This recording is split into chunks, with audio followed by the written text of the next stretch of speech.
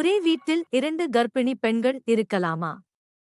கர்ப்பிணி பெண்கள் குழந்தையை பெற்றெடுக்கும் வரை போராட்டமாக தான் இருக்கும். சும்மாவா சொன்னார்கள் பெண்ணிற்கு பிரசவம் என்பது மறுபிறவி என்று? நம் வீட்டில் உள்ளவர்களும் சரி, வெளியில் உள்ளவர்களும் சரி பல விஷயங்களை கூறுவார்கள். அதில் நல்லதை மட்டும் எடுத்துக் கொண்டு கெட்டதை விட்டு விட வேண்டும். எல்லார் கூறுவதையும் எடுத்துக் கொண்டால் நமக்குதான் பிரச்சனை. அந்த வகையில் நிறைய நபர்கள் கூறி கேள்விப்பட்டிருப்பீர்கள், 2 கர்ப்பிணி பெண்கள் ஒரே வீட்டில் இருக்கக்கூடாது என்று சொல்லியிருப்பார்கள். இதை ஏன் இப்படி கூறுகிறார்கள் என்ற பல கேள்விகள் இருக்கும். அதனைப் பற்றி இந்த பதிவின் வாயிலாக அறிந்து கொள்வோம் வாங்க. நம்முடைய முன்னோர்களின் காலத்தில் பாட்டிகள் எல்லாம் பலவற்றை கூறுவார்கள். அதில் ஒன்றுதான் ஒரே வீட்டில் 2 கர்ப்பிணிகள் இருக்கக்கூடாது என்று கூறுவார்கள்.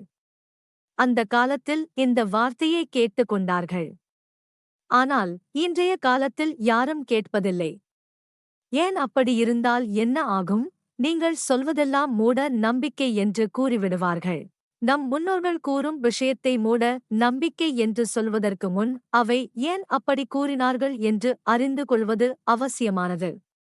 அதன் பிறகு அவர்கள் சொன்னதை நீங்களே கேட்பீர்கள். அந்த வகையில் 2 கர்ப்பிணிகள் ஒரே வீட்டில் இருந்தால் என்ன ஆகும் என்று அறிந்து கொள்வோம் வாங்க. ஒரே வீட்டில் 2 கர்ப்பிணிகள் இருக்கக்கூடாது. அவர்கள் அண்ணி மற்றும் நாத்தனார் ஆகஸ்ட் இருக்கக்கூடாது. ஏனென்றால் நீங்கள் ஒருவருக்கு ஒருவர் முகத்தை பார்த்து கொள்ளும்போது உங்களுடைய குழந்தைக்கு ஆரோக்கியத்தில் பிரச்சனையை ஏற்படுத்தும். ஒரு குழந்தை ஆரோக்கியமாக பிறக்கும், மற்றொரு குழந்தை ஆரோக்கியம் குறைவாக பிறக்கும். அதனால் இரு முறைகளில் உள்ளவர்கள் கர்ப்பமாக இருந்தால் ஒரே வீட்டில் இருப்பதை தவிர்க்க வேண்டும். மற்றபடி அக்கா, தங்கை அல்லது வேறு உறவு முறையில் உள்ளவர்களை சந்தித்துக் கொள்ளலாம். இவர்கள் சந்திப்பதால் எந்த பிரச்சனையும் இருக்காது.